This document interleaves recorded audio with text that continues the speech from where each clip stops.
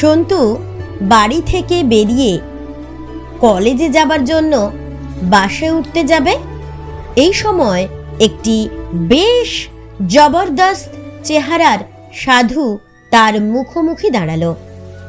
সাধুটির মাথায় জটা, মুখে দাঁড়ি গোফের জঙ্গল, চোখ দুটি জলজল করছে, বেশ লম্বা চেহারা, পরনে একটা গেরুয়া আলখাল্লা। মেঘের ডাকের মতো গম্ভীর গলায় ভাঙা ভাঙা বাংলায় সে বলল, এই লড়কা, কোথা যাচ্ছিস? কলেজে। আজ তোর কলেজে যাওয়া হবে না, গেলে তোর খুব বিপদ হবে। যা যা, ঘরে ফিরে যা। সন্তু শুনে হাসল। একজন সাধুর কথা শুনে সে কলেজে যাওয়া বন্ধ করবে এমন ছেলেই সে নয়। আর কলেজে গেলে যদি তার বিপদের সম্ভাবনা থাকে তাহলে তো সে আরও বেশি করে যাবে। বিপদের গন্ধ পেলেই তার মন চঞ্চন করে ওঠে। সে বলল, আচ্ছা সাধু বাবা, নমস্কার। তোমার কথা যদি মিলে যায় তাহলে তোমাকে পরে একদিন মিষ্টি খাওয়াবো। এখন চলি। হন হন করে পা চালিয়ে সে এগিয়ে গেল মোড়ের দিকে। দূরে বাস আসছে। হঠাৎ সন্তু পকেটে হাত দিল। এই রে, সে তো পয়সা আনেনি। জামা বদলেছে একটু আগে, আগের জামার পকেটে পয়সাগুলো রয়ে গেছে। বাসে উঠলে সে ভাড়া দিতে পারতো না, আবার তাকে ফিরে আসতে হলো। বাড়ির সামনে সেই সাধু বাবা দাঁড়িয়ে অন্য একটি লোকের হাত দেখছে। সন্তুর দিকে আর চোখে তাকিয়ে মুচকি হাসল। ভাবখানা যেন এই, কি বলেছিলুম না কলেজে যেতে পারবি না? সন্তু মনে মনে ঠোঁট উল্টে বলল, বাস ভাড়া দিতে ভুলে গেছি, এটা আবার একটা বিপদ নাকি? কি আর হতো, বড় জোর মাঝপথে বাস থেকে নামিয়ে দিত। এক্ষুনি আমি আবার পয়সা নিয়ে কলেজে যাব। বাড়িতে ঢুকে সন্তু আগের জামাটা খুঁজতে গিয়ে দেখল সেটা সে ভুল করে বাথরুমে ছেড়ে এসেছে, আর মা এখন বাথরুমে ঢুকে বসে আছেন। তাহলে একটু দেরি করতে হবে।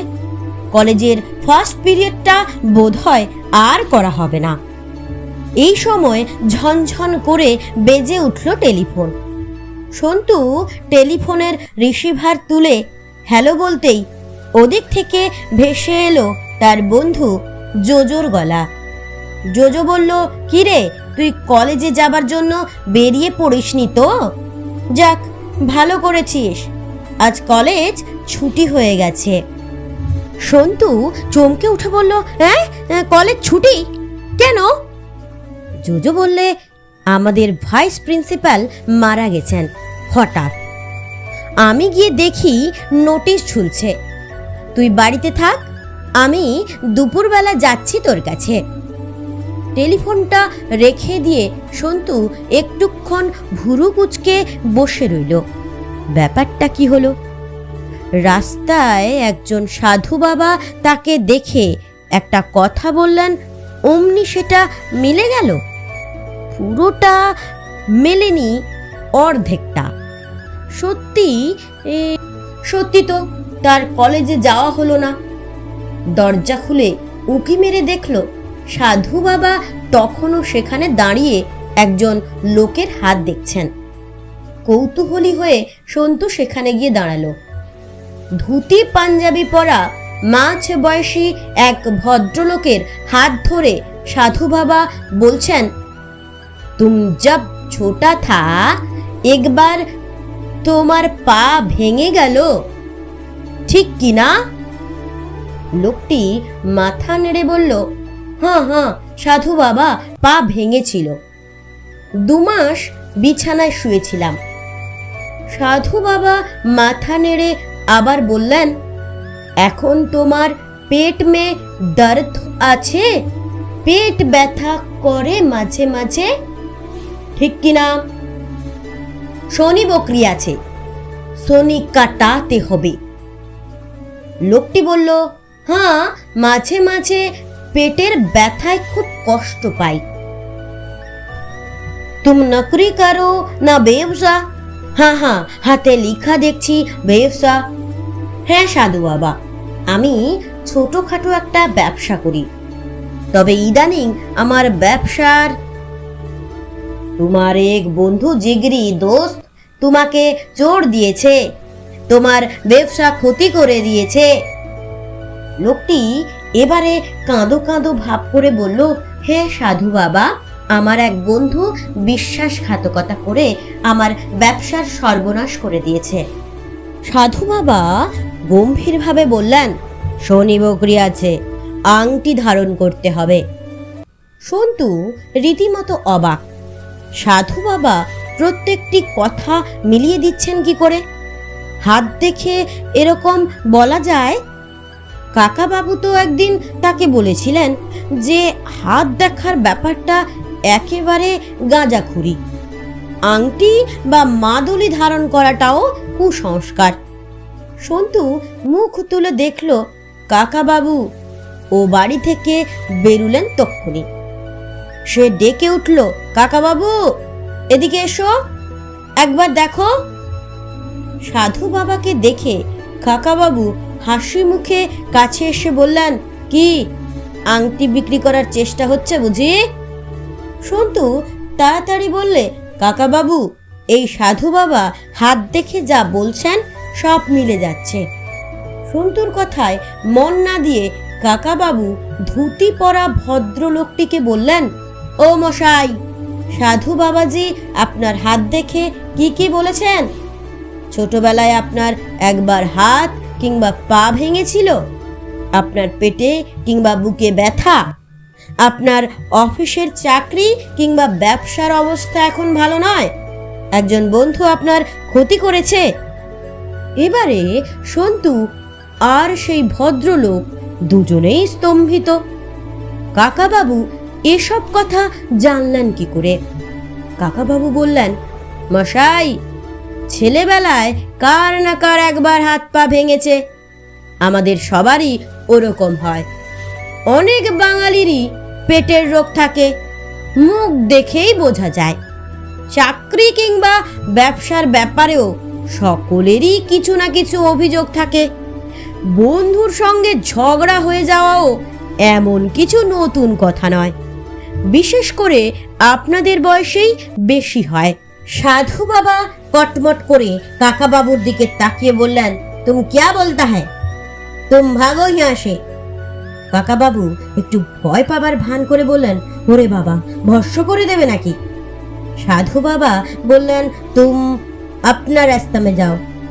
তুম জানো আমি কে আছি? আমি মানুষের অতীত ভবিষ্যৎ বর্তমান সব কিছু দেখতে পারি।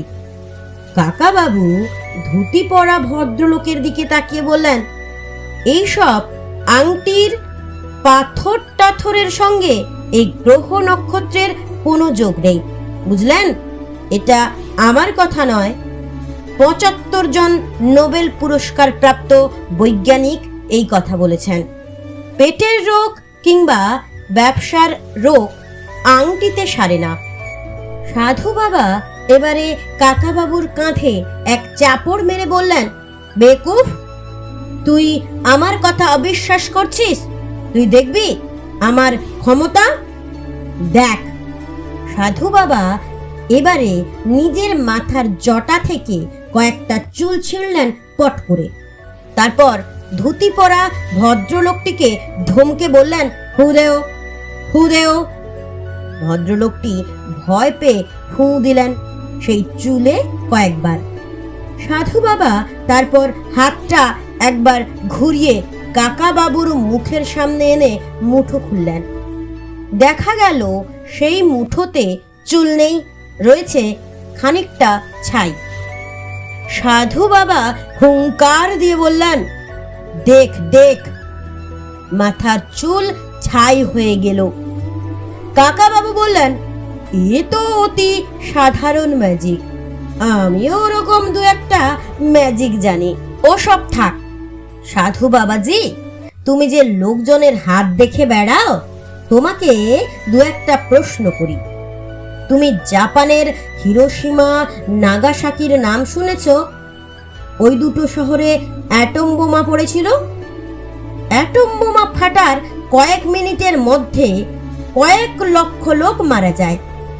এখন বলো তো, ওই সব লোকের হাতে কি লেখা ছিল যে তারা একসঙ্গে মারা যাবে?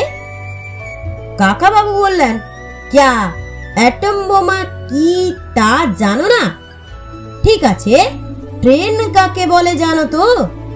গত সপ্তাহে ট্রেন দুর্ঘটনায় যে 250 লোক মারা গেল, তাদের কি হাতে লেখা ছিল যে তারা একই দিনে একই সঙ্গে মরবে? সাধু বাবা ধমক দিয়ে বললেন, ও সব বাদ ছোড়ো। তোমার হাত দেখে আমি যদি সব কুচ বলে দিতে পারি। কাকা বাবু বললেন, আমার হাত দেখার দরকার নেই, তোমার হাতটা বরং দেখি তো। কাকা বাবু খপ করে সাধু বাবার বাঁ হাতটা চেপে ধরে উৎফুল্লভাবে বললেন, বাবা, হাতের সব লেখা আছে দেখছি। বাড়ি কোথায় ছিল? বিহারে, তাই না? সাধু বাবা আপত্তি করতে পারলেন না, মুখটা একটু হাঁ হয়ে গেল। কাকা বাবু আবার বললেন, জব লড়কা থা একবার হাত ভেঙেছিল না? সাধু বাবা মাথা দুদিকে জোরে জোরে নেড়ে বললেন, নেহি নেহি মিলা। কাকা বাবু বললেন, ও হাত না, পা পা ভেঙেছিল, ঠিক না? সাধু বাবা এবারে হাতটা ছাড়িয়ে নেবার চেষ্টা করলেন। কাকা বাবু বললেন, দাঁড়াও দাঁড়াও, আরো বলছি। তুমি যে সাধু হবে তা তোমার হাতেই লেখা আছে দেখছি। কেন, সাধু হলে? আচ্ছা সাধু বাবা, তোমাদের গ্রামে একটা খুন হয়েছিল না? সত্যি কথা বলো। সাধু বাবা এবারে এক ঝটকায় হাত ছাড়িয়ে নিয়ে উল্টো দিকে ফিরে এক দৌড় লাগালেন, মিলিয়ে গেলেন চোখের নিমেষে। কাকা বাবু হাসতে লাগলেন হো হো করে। ধুতি পরা লোকটি ভ্যাবা চাকা খেয়ে কাকা বাবুকে জিজ্ঞেস করলেন, ও মশাই, আপনি যা বললেন তা সত্যি নাকি? আপনি কি করে জানলেন? হাত দেখে বলে দিলেন ওদের গ্রামে খুন হয়েছে? কাকা বাবু হাসতে হাসতে বললেন, আন্দাজে, সব আন্দাজে বলেছি।